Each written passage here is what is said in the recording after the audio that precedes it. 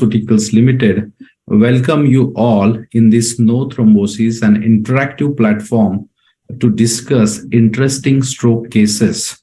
So in last 2.5 years, we are continuing this program every monthly, and it's our this year's first program. I officially wish you a happy new year, and let us start this program and discuss two interesting cases on this Sunday morning. To take this discussion forward, I welcome our course director, Dr. K. Asokan sir. Sir is Chief Neurologist and Head of the Department of Neurosciences at Ramakrishna Hospital, Coimbatore. Sir has more than 3 decades of rich experience of working in clinical neurology. Sir has been a life member of IAN Indian Stroke Association, an active member of American Academy of Neurology. He is a president of Coimbatore Academy of Neurology and past president of Tamil Nadu and Pondicherry Association of Neurology.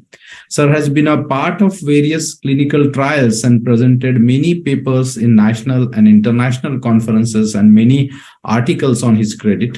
Sir has a special interest in a stroke therapy, and more importantly, sir has been always a mentor and guide to us at Emcure, and we have developed this program under the guidance of Ashokan sir. Thank you very much, sir, and I would like to extend my deep gratitude for all being with us for last 2.5 years and discussing a very interesting cases every Sunday morning in a month and bringing a lot of pearls of wisdom. Today, we have a moderator with us, expert moderator, Dr. Shamlal sir. Sir is a senior consultant and neurologist at KIMS Health, Trivandrum. Sir is also visiting consultant at SSNMM Hospital, Trivandrum. Sir has been an academic coordinator and faculty and examiner of a DNB Neurology and a clinical supervisor for Royal College of Physicians examination. And sir has been a recipient of a gold medal for best outstanding student during the MD medicine and also a fellowship of Cleveland Clinic in epilepsy. Sir has a numerous publications on his credit. Thank you very much, sir, being a part of this program on Sunday morning. And we look forward for your kind discussions and bringing out new important points to the larger audience who are present across the country. Thank you very much.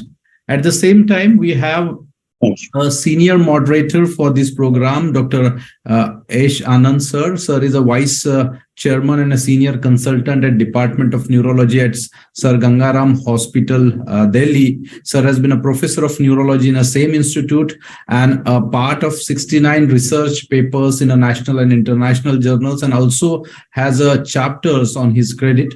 Sir is actively involved in the clinical trials of migraine and multiple sclerosis, and sir has a special interest in a stroke along with multiple sclerosis, myasthenia gravis, neuroimmunological disorders, and epilepsy and headache. Thank you very much, sir, being a part of today's discussions. We look forward for your kind comments in this program.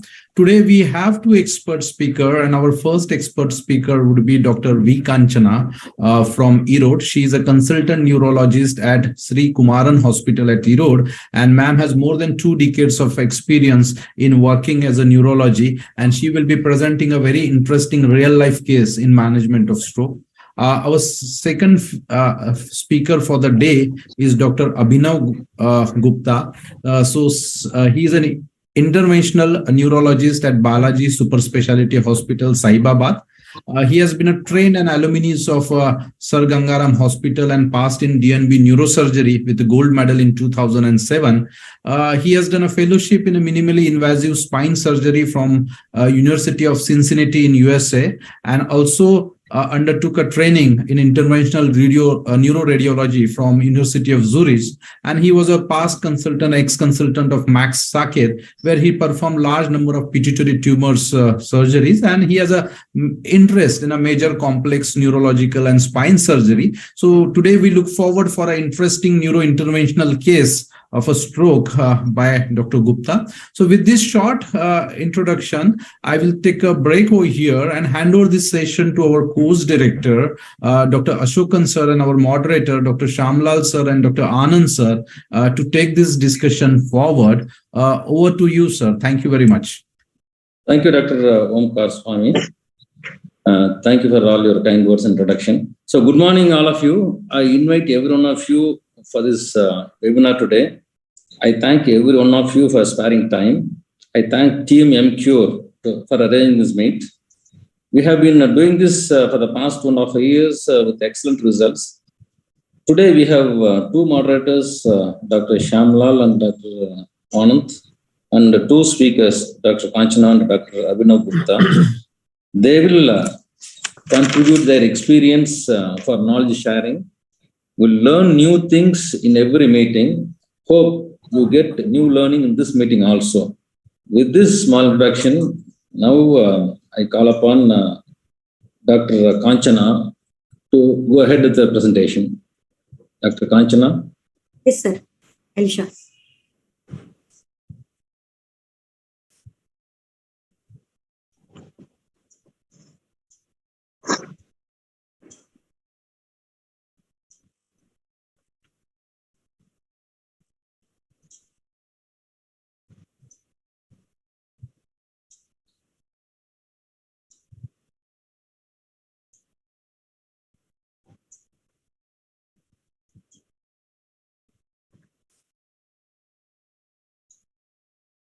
Ma'am, any help is needed?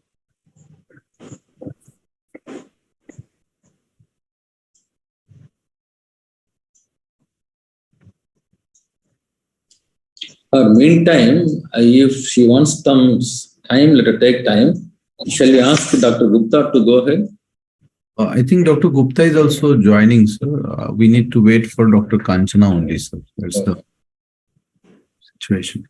So, Dr. Kanchana, do you require any help from our side?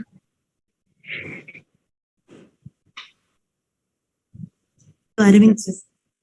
Hello? Yeah, ma'am. Yeah, I have shared my PowerPoint to Arvind. To whom, ma'am? Arvind. Ma'am, can you share from your side, ma'am? Yeah, I've shared it to Arvind. No, you can share right now also, ma'am. No, it's not opening here from my PowerPoint. You can see a share screen at the below, green color arrow. You can click that. You can click that.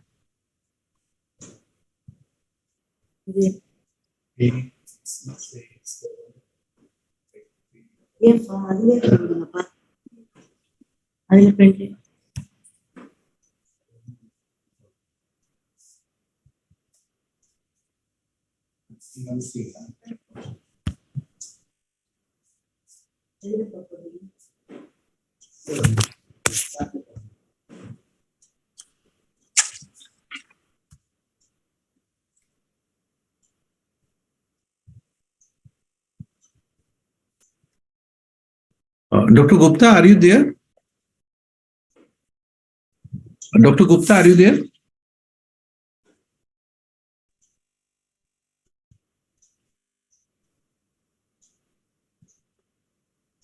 Dr. Gupta, are you there?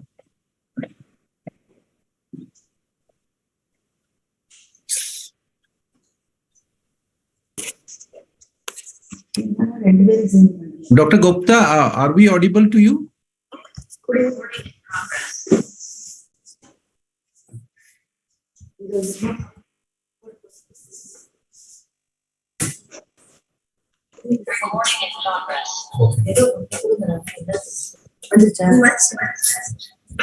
So, Dr. Gupta, are you there?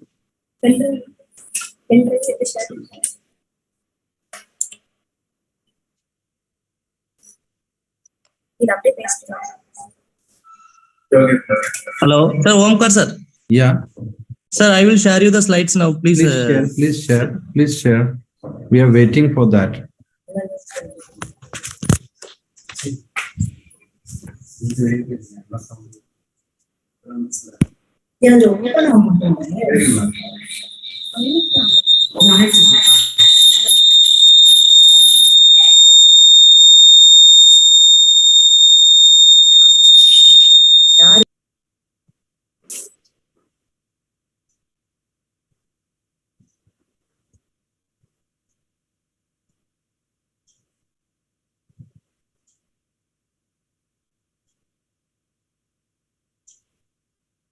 Dr. Gupta, if you're there, you can share the slides.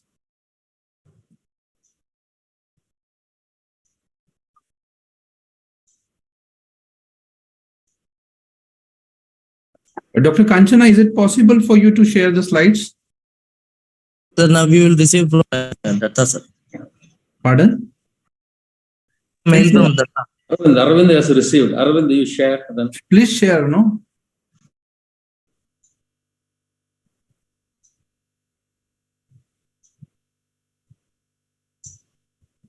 Arvind, any problem in sharing that? Yeah.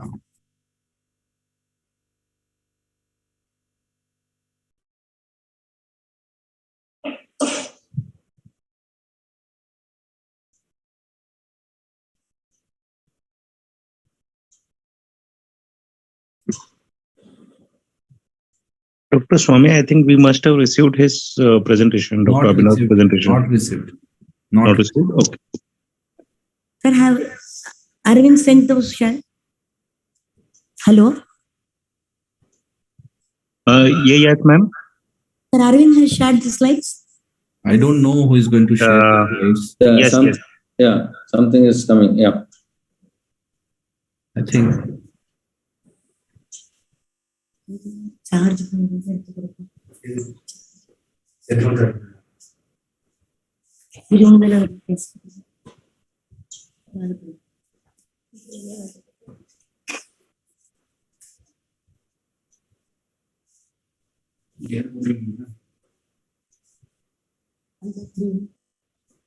Yeah, it's on. Arvind, are you doing this? Yes, ma'am. Yes, go ahead. Go ahead. So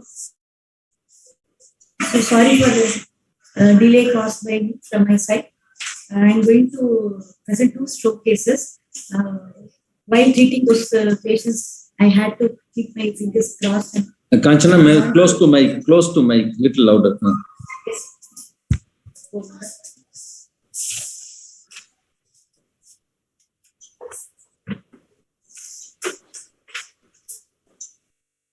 Yes, go ahead, please. Yes, sir.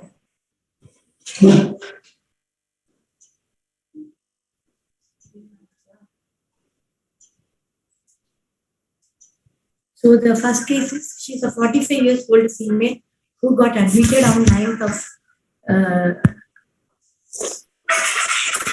9th of November 2023 of reading and slurring of speech and studying brain was since 11 morning. So known hypertensive and she is not on regular treatment. She is not a known diabetic. She has got regular menstrual cycles.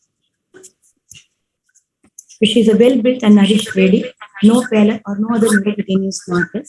Her vitals were around BP was 170/100, pulse rate is 80 per minute, and part of extended vitals recording RBS is 121 milligrams, and her ECG was within normal limit. On examination, patient was conscious, oriented. She had slurred speech. There was no nystagmus, no facial. She has got left facial or palsy UMN type, and her upper limb power was 3/6, mild ataxia in coordination. And lower limb, since she was lying down, it was around 3/5. Her plantar was flexor on both sides, and carotids equal. Her cardiovascular system, respiratory system were normal. So, an acute CVA with a window period around 4 hours with severe hypertension. It was 170/100.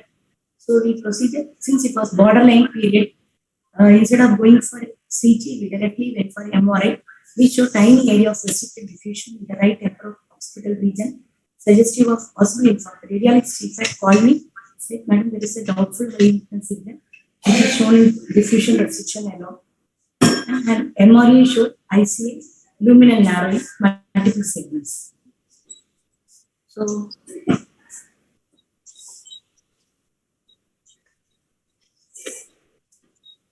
this is diffusion.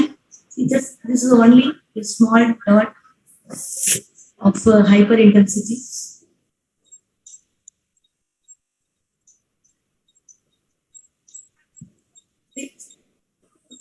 Small vessel ischemic change suggestive of cerebral small vessel disease secondary to hypertension. So considering that NIH score of around 7, I thought I will do thrombolytic therapy with this. So we have given an IV tenecteplase 6 ml bolus. Her BP at the time of injection was 170/100. And after 15 minutes, patient started vomiting, which was mixed with fresh blood. And she also started complaining of severe headache. And that time her BP shooted up to 220, 140. So I did not know whether the accelerated hypertension was causing, secondary to this hematemesis, or the passive there is elevation of BP, and she is having an ICH. So I started her on IV Labitla, 5 milligram, once in 5 minutes, 3 times I have given, and after 15 minutes still it remained so. So started on NTG infusion as the BP remained high. Patient continued to have hematemesis for 2 to 3 times, and she became drowsy, and there were positive of movements on left upper and lower limb noted. So since my hospital does not have a inbuilt CT, I needed to shift the patient for CT again. So we shifted the patient, and CT did not show any bleed. So patient remained drowsy with left hemiplegia. After 12 hours, she became conscious with left ataxic hemiparesis. Repeat MRI brain showed acute infarct in right cerebellum, right temporoparietal region, right cardiac nucleus, and they reported as the rule of embolic etiology. So this is the CT, which did not show overt bleeding anywhere in the CT. Till I saw the CT, I kept my fingers crossed. I did not know what had happened inside, whether it is extension infarct or it is a bleed. So this is the MRI taken on the next day. That CT showed right cerebellar infarct. And there is this was the first one which we saw here. The temporoparietal and a right caudate, one small hyper acute infarct. This is 3-2 images. It shows the same.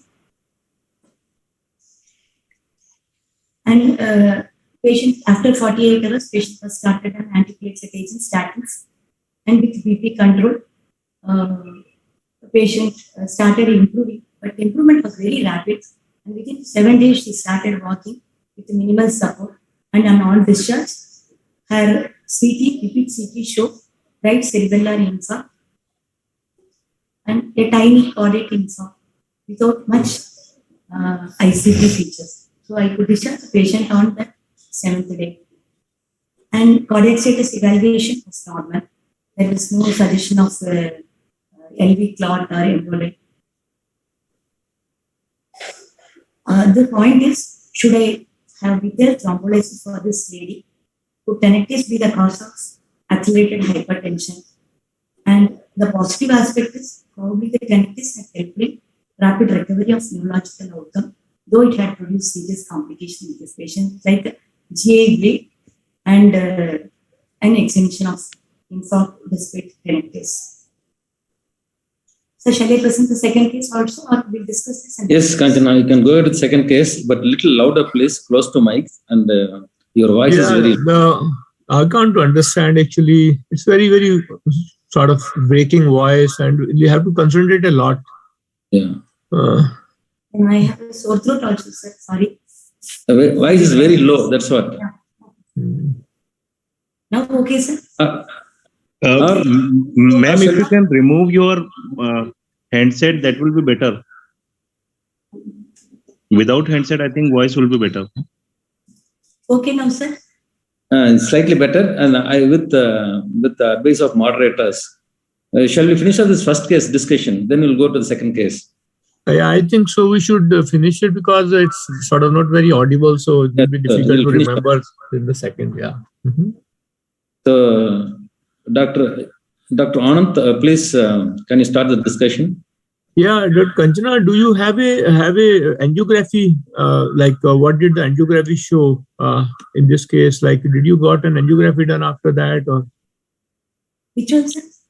like the first case? Did you have an angiofilm to show what was the state of the vessels in this patient? No vessels, I should. Right ICA showed cavernous segment. You had MR angio. Just show that MR angio. Yeah. Screening of those. Yeah.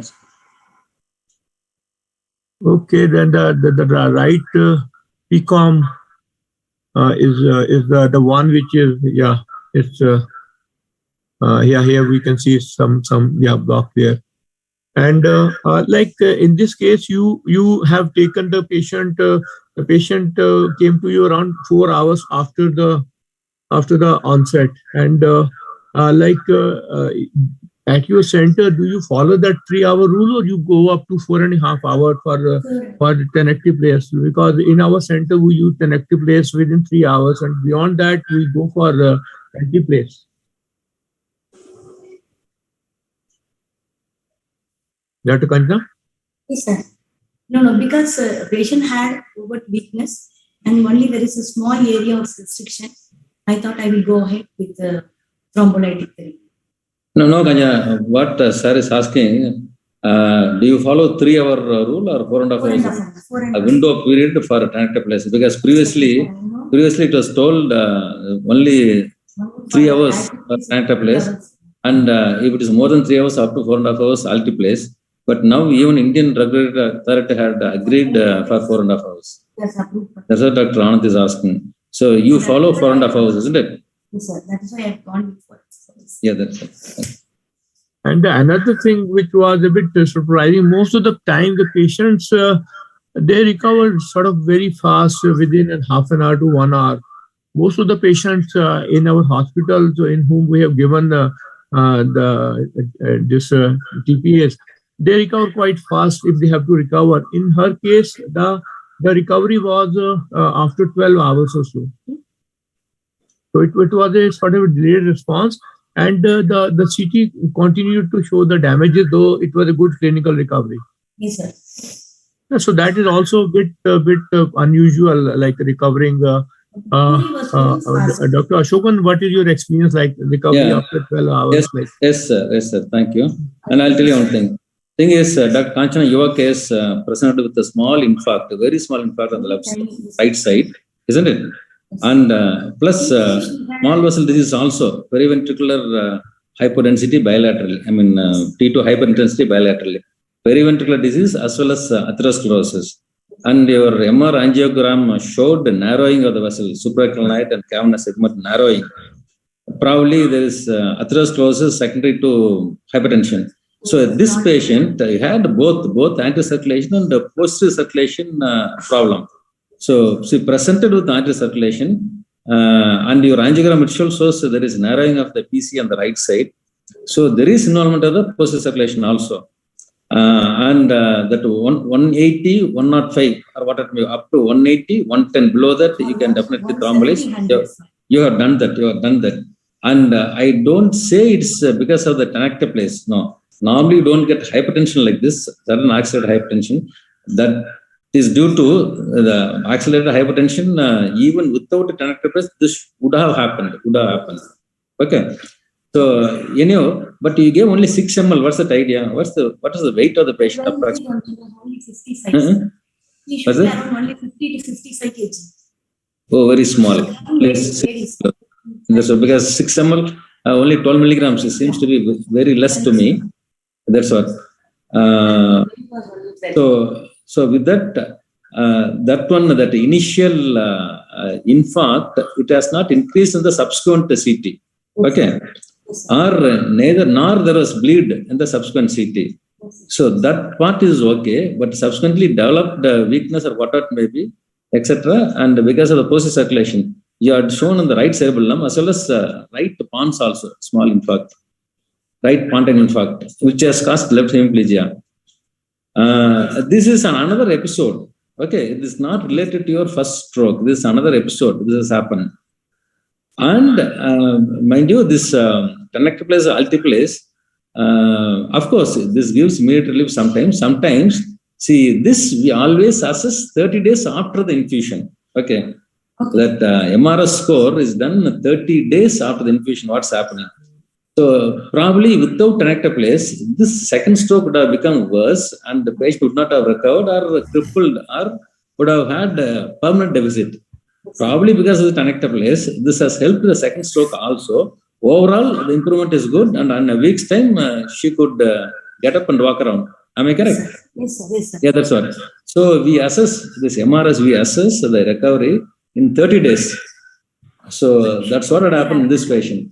So what you have done is very correct. And luckily you didn't have bleed. What we expected is bleed after your tenecteplase.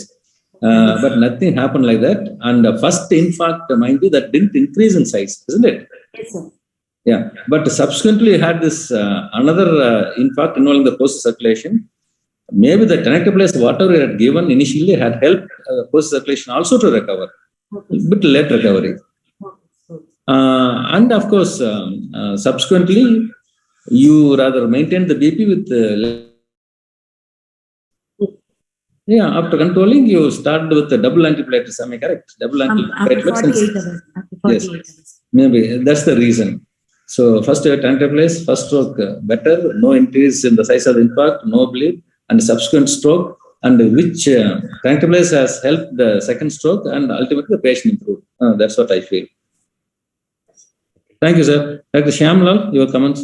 Yeah, sir. In our center, the approach would have been an entirely different pattern, because we were doing thrombolysis and mechanical thrombectomy, thrombolysis from 2008 and mechanical thrombectomy from 2015. In this patient, as Dr. Kanchana was mentioning, we will assess the vessel status first, because this MRI is showing a supraclinoid ICA occlusion. It can be a thrombus or it can be a stenosis. We are not sure with this MRI angio picture. And second thing, that right vertebral, and Dr. Ishanand was mentioning, the right PCA is also narrowed. So we are not sure whether it is a thrombus or stenosis only. So we will usually, whenever a patient present with an acute stroke with an NIHS score more than 6, and in the window period, and if the ICA is showing a major, it's a large vessel occlusion, we will always proceed with a tenecteplase injection, if it is even if it is after 4.5 hours, because we will proceed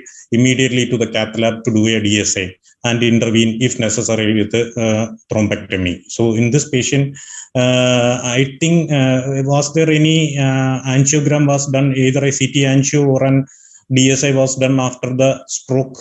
Because the problem is next, there is a risk of recurrence of stroke. That is also another important thing. And the worsening, I think, can be due to the recurrent stroke, because it may be an embolic thing, because it is getting multiple areas infarcts simultaneously. So it can be an embolic stroke, or it can be an primary thrombotic pathology. But in this case, I think we could have done an DSA or an at least a CT angio later to assess the vessel status. The most important thing is the vessel status in treating in acute stroke. In this patient, what Kanchana did is absolutely correct.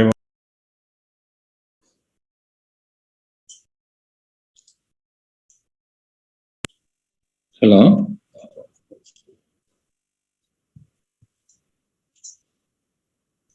Okay. Hello? Am I Yes. audible? Audible. Okay. In our center, we will usually proceed with an MR angio or a CT angio, and based on the vessel status, we will decide. If it is within 3 hours or even within 4.5 hours, if we are planning it as a bridging therapy, we prefer tenecteplase, because it is, as per the guidelines, tenecteplase is better when you are planning a mechanical thrombectomy, and because it delays the it won't delay the cath lab time shifting. Everything will be easy. So it's always better to give tenecteplase, even if it is more than 3 hours, if you are planning a bridging therapy. In this patient, ideally, considering the ideal setup, should have gone for an immediate DSA and plan a mechanical thrombectomy if needed. Thank you, Dr. Yeah, thank you. And my one doubt, you're 100% absolutely correct. But only thing, this recurrent stroke did not happen in the same territory. Of course, even with they should have done at least CT angio. Even with this thing, large vessel occlusion was not very evident in the MRI what they had taken. It's only the narrowing of the vessel. That MRI imaging, we cannot say whether it is a narrowing or thrombosis, because thing is that time. We need at least CT angio to comment on this. I understand.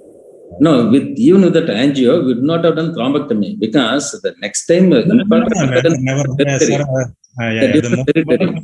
never do thrombectomy unless the DSA shows a thrombus.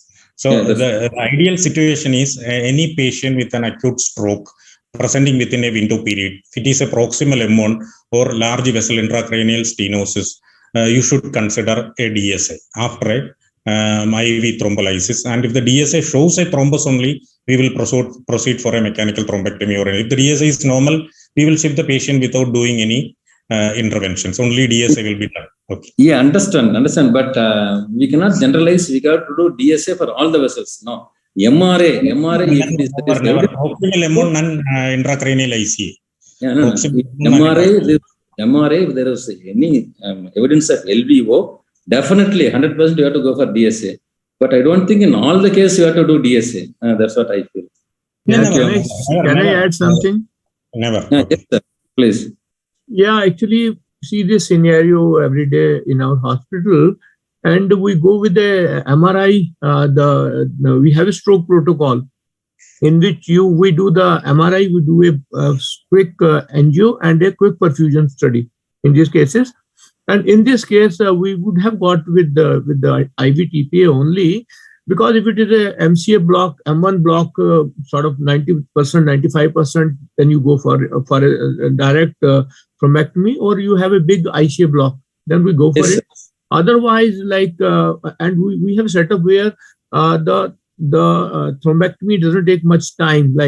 We most of the time when we were doing bridging earlier, but now we have with the time we have a separate lab for our interventionist, and he's available 24 hours that way. And most of the time, unless it's the middle of the night when it will take some time, 15 minutes for him to reach the hospital, we do there's a bridging. Otherwise, we do direct, and we have seen by doing the direct, we do see less complications. We see less bleeds and see a better recovery overall.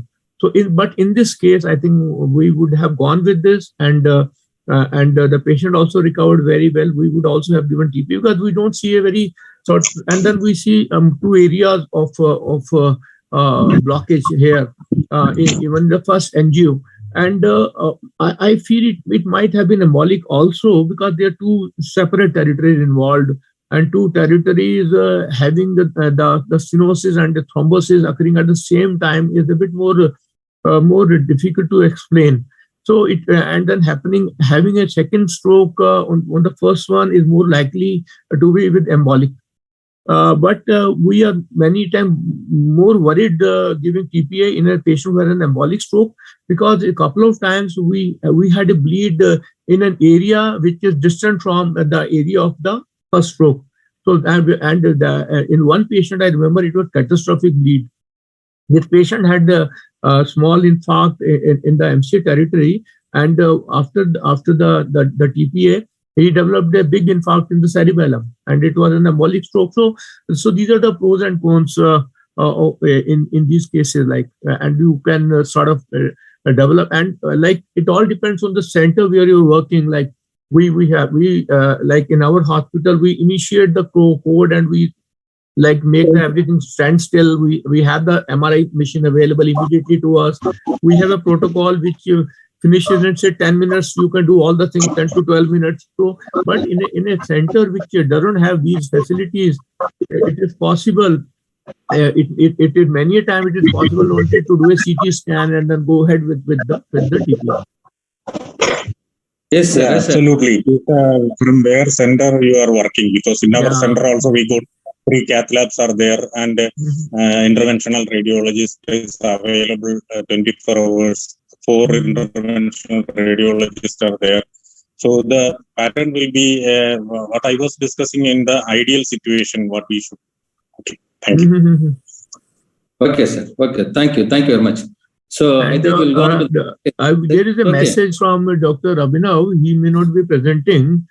So I was just thinking, if in that case, we can have a longer discussion in the second case, what Shamla, the Kanchana is going to present, if Dr. Gupta is not presenting. Yes. We'll go with the second case now. Yes.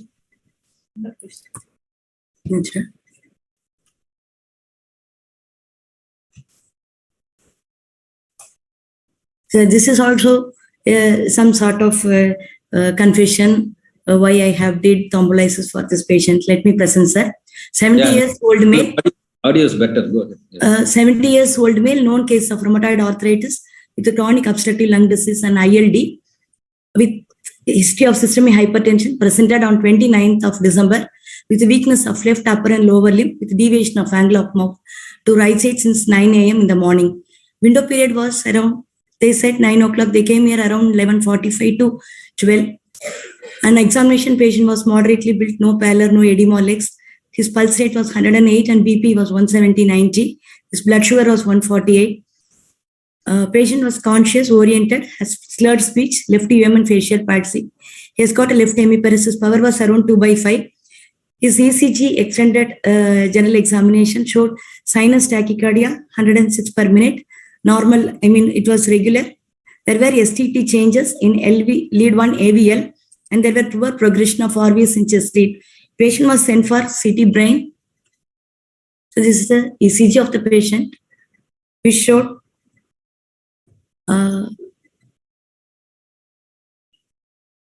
poor progression of RV. Since the CT brain did not show any hemorrhage in view of associated periventricular ischemic changes, MRA brain stroke protocol was done, which showed a hyperacute infarct in the right pre and post central gyrus with MRA of circular Philly showing patterned major vessels in addition to cerebral small vessel ischemic changes. This is a diffusion images of the patient which showed hyperacute infarct involving the right parietal cortex, which was not seen with the additional periventricular ischemic changes in the T2 FLAR images. And the vessels were mild narrowing of the right MCA distal segment, otherwise looking okay with the given picture.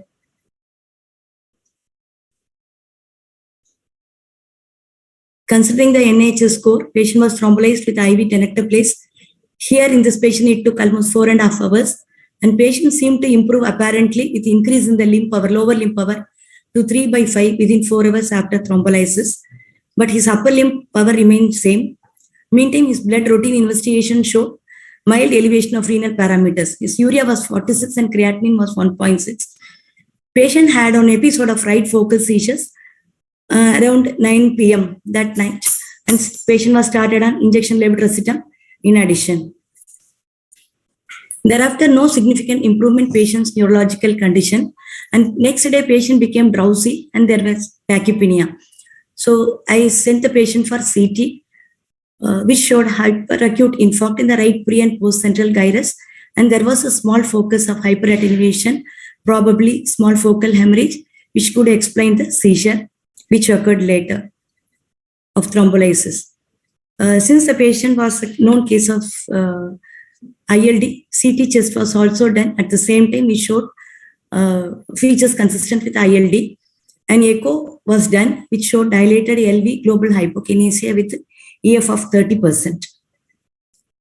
Since there was no much improvement in the clinical condition with the seizures, patient who was conscious after 48 hours became drowsy without improvement in the neurological status. Repeat CT showed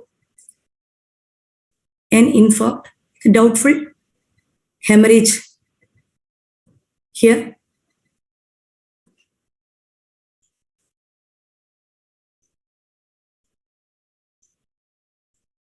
But there is no increase in size of the infarct or no.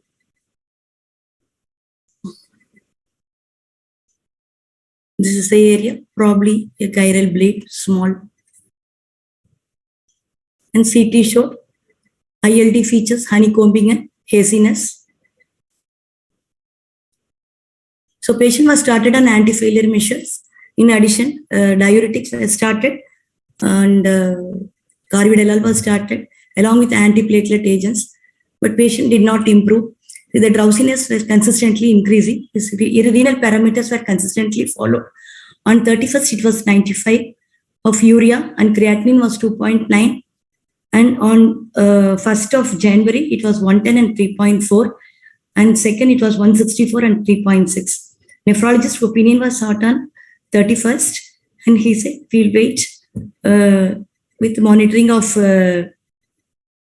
electrolytes. Serum sodium and potassium were normal, around 4 to 4.1, and it was again consistently increasing. But nephrologist said it is only acute kidney injury. Since the patient had previous record for treated for rheumatoid arthritis and ILD, which was treated in Coimbatore, they had done an ultrasound a month ago, which was showing normal kidney size, and hemoglobin was 12.1 at the time of presentation. He said it is not a chronic kidney disease, probably an acute on chronic or acute kidney injury. So he was not willing for a dialysis, but the patient expired on 3/1/23. Now my feel was, if I could help the thrombolysis for this patient, acute or acute on chronic kidney injury would not have precipitated in this patient. I do not know. Second question is, we have been treating patients in thrombolytic as well as pre-thrombolytic era. Could I have withheld for a small stroke, even a small parietal infarct? If he had not thrombolized, the patient had improved with antiplatelet, probably they would have left with a simple parietal, dystonia of the right hand. I do not know. Now I really confess, if I had not thrombolized this case, he would have been, at least he would not have succumbed because of this. This is for your guidance and opinion, sir. Thank you, Dr. Kanchana. So, Dr. Anand, please your comments. Yeah, this patient, actually, if you see the scenario, it came in time, you did the right thing. The patient did not bleed there much, and this is not the reason for his death, the brain. And unless he had another stroke, even another stroke in the posterior circulation will make patient dull and drowsy, but the patient will not die so soon. So, like we see patient of posterior circulation stroke, patient of stroke have then later gradually. I think there was something more than a stroke in this case. Did his hemoglobin fall? Like, did he go into say hypotensive shock or something like that? Because otherwise, a patient, even I would say patient who developed AKI, they do not die so soon. Like, we have patients on antibiotic, and then they on say amicacin, they develop renal injury, and then they do go into oliguria and urea, and then you do dialysis, or you don't do it, they do recover. So here the thing is not very clear, though. His baseline, if you see, ejection fraction was low, he has ILD. So the reason is not very, very clear. Patients of ILD and patients with the low ejection fraction, they also we are able to maintain them on ventilator in the ICU for months together. So and the deterioration, because he has ILD, and then the only patients in whom we are lost and which we are scared of is a medial medullary infarction. I remember a patient of medial medullary, this was 4 years back, and he was in our high dependency unit, and he was next to the sister counter. He suddenly had breathing difficulty. By the time we put him on ventilator, the ICU was called and he was intubated. He was gone. So unless we see something like that, it's very difficult to explain. The patient doesn't look like he was in sepsis. X-ray just show interstitial lung disease, but ILD patient, they are maintained on oxygen, but he came sort of walking from home. He was not in that stage where he was very sick.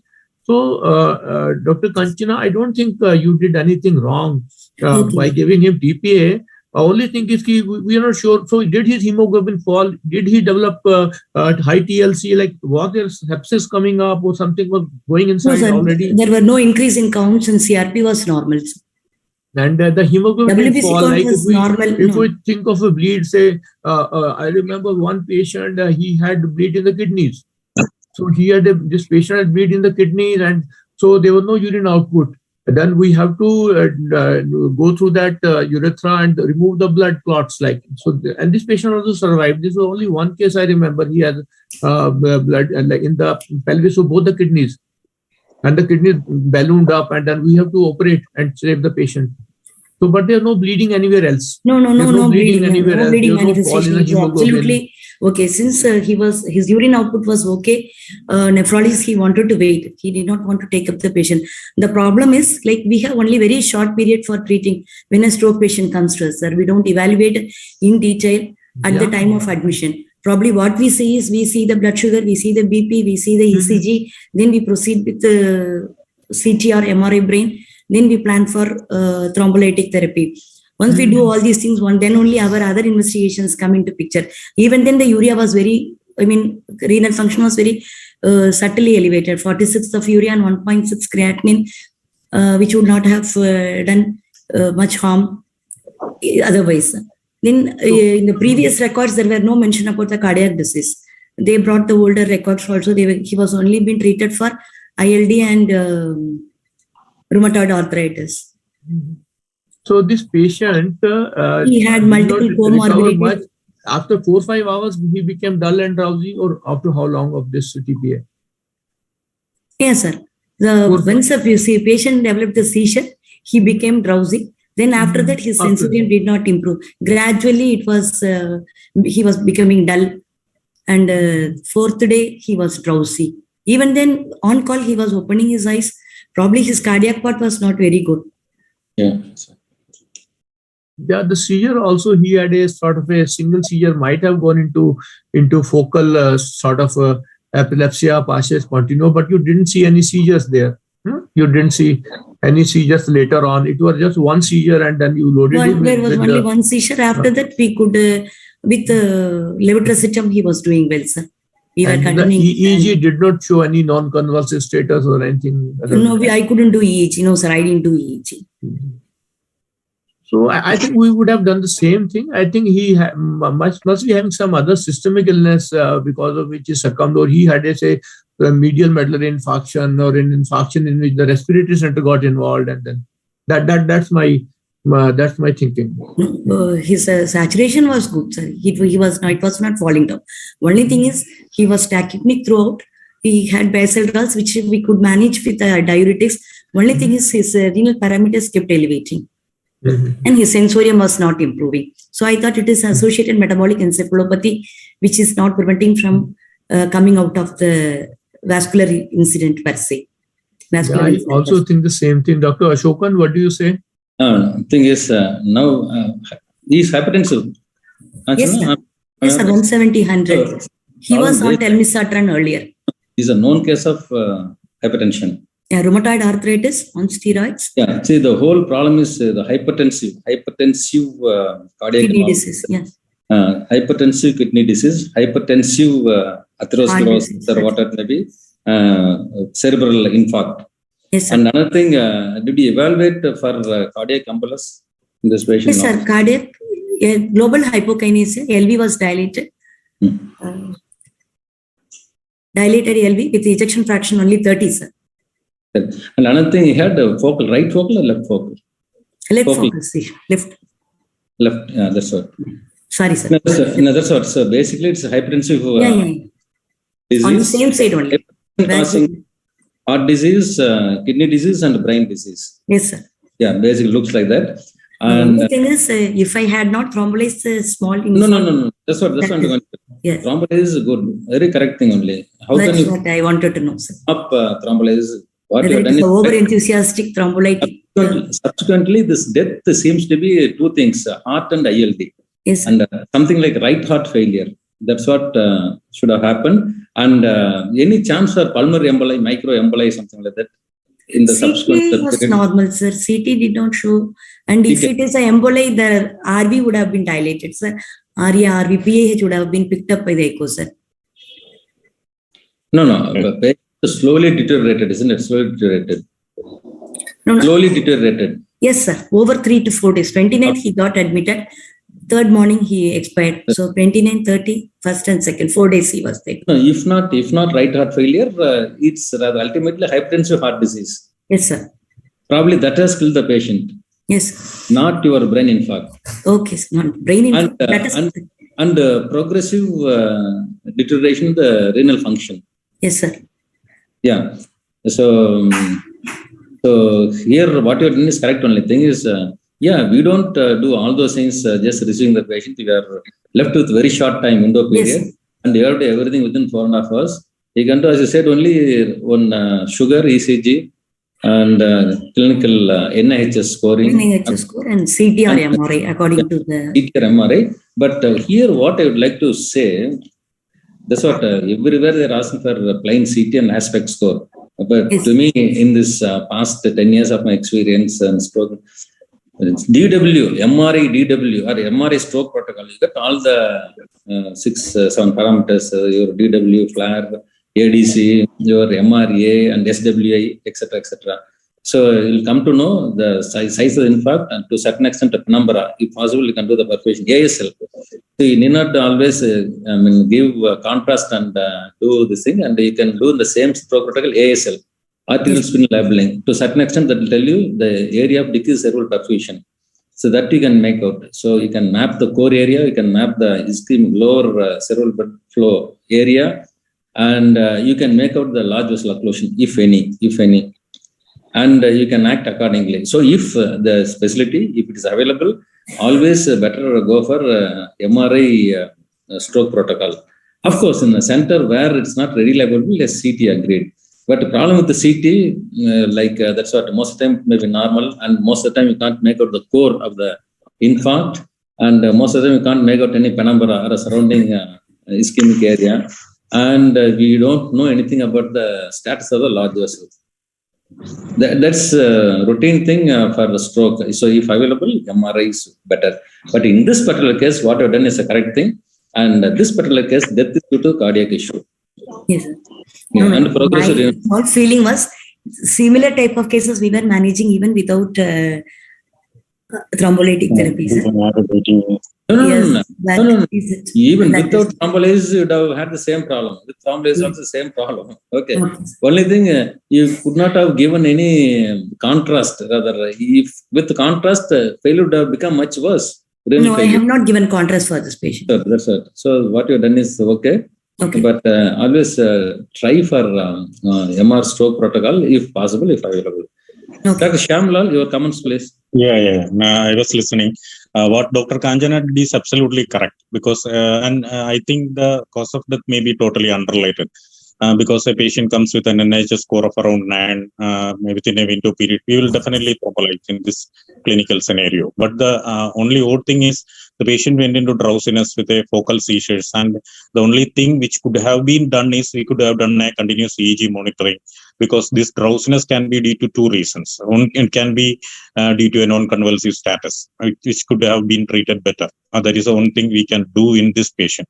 Can be a non-convulsive status because there was a sulcal SH or sulcal hemorrhage was seen in that follow-up CT, and patient became drowsy after a focal seizure. So it can be a non-convulsive status. Second thing, we had seen so many patients going into significant drowsiness, especially in elderly patients while receiving levetiracetam.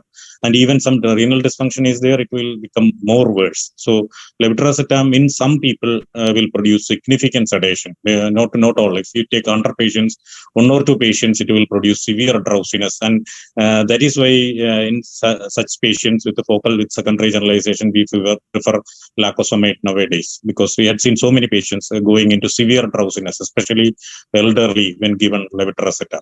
So in this case, I think it can be due to other reasons. If it is a non-convulsive status, the patient has gone for an aspiration or sepsis. As she said, CRP and all these things will take some time to rise in sepsis. And the patient was having multiple comorbidities also. So what she said, what she done regarding the stroke is absolutely right. Okay. Thank you. So thank you, Dr. Shyamlal. So we had a wonderful discussion. So now, Kanchana, what moderators tell is what you have done is a correct thing. Go ahead. And problem we face when practicing in the muscle side, sir. Yeah. And maybe you could have done some, at least if not video EEG, some continuous EEG or prolonged EEG to rather rule out any underlying non-convulsive status, things like that. Okay, thank you. Thank you, sir. Thank you. If that is so, we had a very wonderful day, and we had very good, two interesting cases and good discussion. And of course, we have learned things like that's what comorbidities can kill, not alone stroke. Stroke is just a what is there, but that is not increasing in size, but comorbidity can kill the patient. So when you treat the patient, of course, focus on stroke, but not only on stroke. And of course, you look for comorbidities also and try to resolve them. That's what I have learned today. Dr. Anand, Dr. Shyamlal, shall we finish off or want to say something? We'll close it. Oh, yes, sir. We can close it because it was a very wonderful session with a lot of discussions and all. I was happy that the discussions were up to the standards. Okay. Thank you, sir. Thank you. Dr. Anand, want to say something? Yes, it's a good presentation. Dr. Kanchana has done a good job, and that is how a good neurologist will do. And I think she's very enthusiastic, and all the best to her. And very well presented and a good discussion we had. Thank you. Thank you. Thank you all. Thank you both the moderators and Dr. Kanchana Thank for you, this sir. good presentation. I think with this, I'll hand over the mic to the host. So thank you very much, sir. It was a very wonderful session. In last 1 hour, we discussed 2 cases. So firstly, thanks to Dr. Kanchana presenting 2 interesting cases and which bring out a lot of discussion. At the same time, I thanks our moderator, Dr. Shyamlal sir and Dr. Anand sir, being a part of this discussion and bringing his viewpoints, which really helps to a lot of audience across the country. And lastly, I would like to thank our course director, Dr. Ashokan sir, who also brought out important points in these 2 cases. So with this, we'll stop here and we will connect next month with 2 more interesting cases and a lot of discussion. Thank you very much. Have a nice day ahead. Thank you. Thank you. Thank you. Thank you. Thank you. Bye-bye. Bye. Bye.